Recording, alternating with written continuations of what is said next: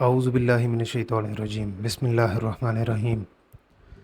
اپنی سیریز کا سلسلہ آگے بڑھاتے ہوئے آج ہم آپ سب کے سامنے حضرت سلیمان علیہ السلام کا واقعہ بیان کریں گے۔ حافظ بن عساکر رحمۃ اللہ علیہ نے آپ کا نسب نامہ اس طرح بیان فرمایا ہے: سلیمان بن داؤد بن عیشا بن اوید بن عابر بن سلمون بن نحشون بن امینا بن ارم بن حسرون بن فارس بن یہودا بن یعقوب بن اسحاق بن ابراہیم علیہ السلام۔ اللہ تعالیٰ نے حضرت سلیمان علیہ السلام کو حضرت داؤد علیہ السلام کا بادشاہت و حکمت نیز نبوت میں جانشین مقرر فرمایا اور اپنے فضل و کرم سے مزید عنایات کیں۔ ارشاد باری تعالیٰ ہے: اور سلیمان داؤد کے قائم مقام ہوئے اور کہنے لگے کہ لوگوں، ہمیں اللہ کی طرف سے پرندوں کی بولی سکھائی گئی ہے اور ہر چیز عطا فرمائی گئی ہے، بے شک یہ اس کا صریح فضل ہے۔ یعنی حضرت سلیمان علیہ السلام نبوت اور بادشاہت میں حضرت داؤد علیہ السلام کے وارث تھے۔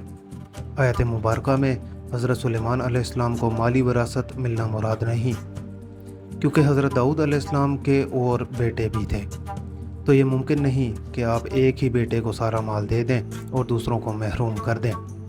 اس کے علاوہ متعدد صحابہ کرام رضی اللہ عنہ سے مروی ہے کہ رسول کریم صلی اللہ علیہ وسلم نے فرمایا: ہمارا انبیاء کا کوئی وارث نہیں ہوتا، ہم جو چھوڑیں وہ صدقہ ہے۔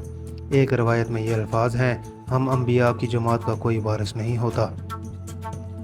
چنانچہ انبیاء کرام علیہ السلام کا مال ان کی وفات کے بعد غریبوں اور محتاجوں میں صدقہ کر دیا جاتا ہے۔ یہ ان کے قریبی رشتہ داروں کے لیے مخصوص نہیں ہوتا، کیونکہ ان کی نظر میں دنیا بالکل حقیر اور بے قدر ہے، جس طرح انہیں مبعوث کرنے والے کی نظر میں یہ دنیا حقیر اور ذلیل ہے۔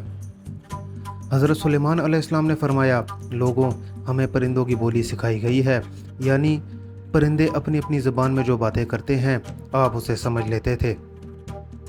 ہمیں سب کچھ دیا گیا ہے، یعنی اللہ تعالیٰ نے حضرت سلیمان علیہ السلام کو ہر وہ چیز دی تھی جس کی ضرورت ملک پر حکومت کے دوران میں ممکن ہے، یعنی ہر قسم کا سامان، ہتھیار، لشکر و سپاہ، جنوں، انسانوں، پرندوں اور حیوانوں کی جماعتیں، اور علم و عقل اور تمام مخلوقات کی باتوں کو سمجھنے اور اپنی بات سمجھانے کی طاقت وغیرہ۔ پھر فرمایا: بے شک یہ بالکل کھلا فضل الہی ہے۔ اللہ تعالیٰ نے حضرت سلیمان علیہ السلام کو چرند پرند، جنوں اور انسانوں پر بے مثل حکمرانی عطا فرمائی تھی۔ آپ ان سب کی بولی سمجھتے تھے اور اس نعمت ربانی پر خاص طور پر شکر گزار بھی تھے۔ ارشاد باری تعالیٰ ہے: اور سلیمان کے لیے جنوں اور انسانوں اور پرندوں کے لشکر جمع کیے گئے، سو ان کی الگ الگ درجہ بندی کر دی گئی، یہاں تک کہ جب چونٹیوں کے میدان میں پہنچے تو ایک چونٹی نے کہا کہ اے چونٹیوں، اپنے اپنے بلوں میں داخل ہو جاؤ، ایسا نہ ہو کہ سلیمان اور اس کے لشکر تمہیں کچل ڈالیں اور ان کو خبر بھی نہ ہو۔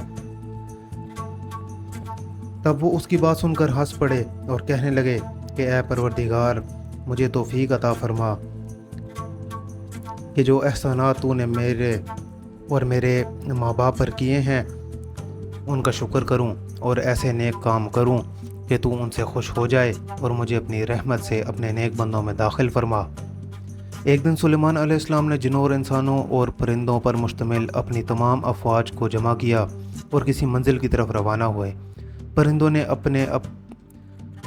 اپنے پروں سے آپ پر سایہ کر رکھا تھا۔ ہر لشکر پر چھوٹے بڑے افسر مقرر تھے جو تمام افراد کو اپنے اپنے مقام پر رکھتے تھے۔ جب وہ چونٹیوں کے میدان میں پہنچے تو ایک چونٹی نے کہا: اے چونٹیوں، اپنے اپنے گھروں میں گھس جاؤ، ایسا نہ ہو کہ بے خبری میں سلیمان اور ان کا لشکر تمہیں رون ڈالے۔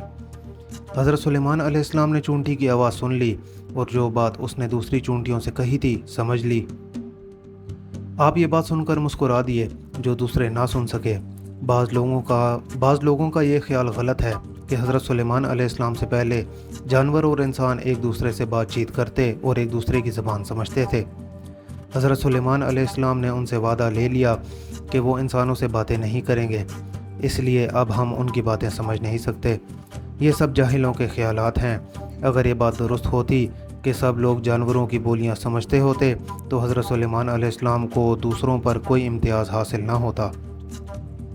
علاوہ ازیں حضرت سلیمان علیہ السلام کو جانوروں سے وعدہ لے کر کیا فائدہ حاصل ہو سکتا تھا کہ جانور انسانوں سے بات چیت نہ کریں۔ इसी इम्तियाज़ ही की वजह से आपने फरमाया, ए परवरदिगार, मुझे तौफीक दे कि मैं तेरी उन नेमतों का शुक्र बजा लाऊं जो तूने मुझे और मेरे वालिदैन को अता फरमाई हैं, और मुझे तौफीक दे कि मैं ऐसे नेक अमाल करता रहूं जिनसे तू खुश रहे, और मुझे अपनी रहमत से नेक बंदों में शामिल कर ले। अल्लाह ताला ने आपकी दुआ यकीनन कबूल फरमा ली। वालिदैन में हज़रत सुलेमान अलैहिस्सलाम के वालिद हज़रत दाऊद अलैहिस्सलाम और वालदा जो एक इबादत गुजार नेक खातून थी शामिल हैं। आज तक के लिए इतना ही। हम अपनी अगली वीडियो में हुदहुद और मलका बल्कीस का वाक़या आप लोगों के सामने बयान करेंगे। तब तक के लिए हमारी वीडियोस को लाइक और सब्सक्राइब करना ना भूलिएगा। शुक्रिया। अल्लाह हाफ़िज़।